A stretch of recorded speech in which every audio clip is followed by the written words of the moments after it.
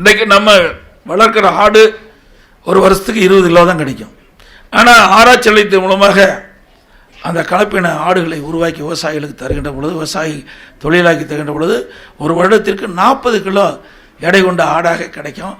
இதுவும் இலவசமாகத்தான் இதெல்லாம் கொடுப்பதற்கு இந்த அரசாங்கம், அதிமுக அரசாங்கம் இருக்கின்ற பொழுது கொடுத்தோம். அது மட்டும் இல்லை, இந்த கால்நடைகளுக்கு ஏற்படுகின்ற நோய் இதை விவசாயிகள் தெரிஞ்சுக்கணும். ஆடிட்டோரியம் அழகாக கட்டி வச்சுருக்கிறோம். விவசாயிகளை ஒவ்வொரு மாவட்டத்துக்கு 2 நாளைக்கு ஒரு மாவட்டத்துக்கு அங்கேயே பேருந்து வசதி, அவர்கள் விவசாயிகள் தங்குவதற்கு வசதி, ஆடிட்டோரியத்தில் அவருக்கு படம் போட்டு அந்த பசுக்கு என்னென்ன நோய் தாக்குது, அந்த நோயுடைய அறிகுறி என்ன, அதை எப்படி குணப்படுத்துறது, இதையெல்லாம் நாங்கள் நடைமுறைப்படுத்துறதுக்கு உருவாக்கி வச்சுருக்கிறோம். அந்த கால்நடை அந்த கால்நடை பூங்காவில் அதோட கோழிக்கு என்ன நோய் வருது, இங்கெல்லாம் கோழி பண்ணை நிறைய வச்சுருக்கிறீங்க.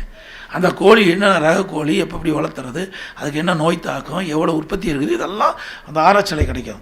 ஆடுகள், பன்றி, மீன், இதையெல்லாம் ஒரு பெரிய திட்டத்தை போட்டு, நான் விவசாயி இருக்கிற காரணத்தினால விவசாயிகளுக்கு ரெட்டிப்பு வருமானம் கிடைக்கும். அது அவருடைய உபத்தொழில் கால்நடைகள். இதுக்குன்னு தனியாக போய் எதுவும் பண்ண வேண்டிய அவசியம் இல்லை.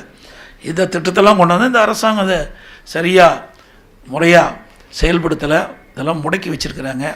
மீண்டும் அதிமுக ஆட்சியாளர்கள் விவசாயிகளுக்கு இந்த திட்டத்தின் மூலமாக பால் உற்பத்தியை பெருக்குவது மட்டும் இல்லை, தேவையான அளவுக்கு விலை கிடைக்கின்ற சூழ்நிலையும் உருவாக்கி கொடுக்கப்படும்.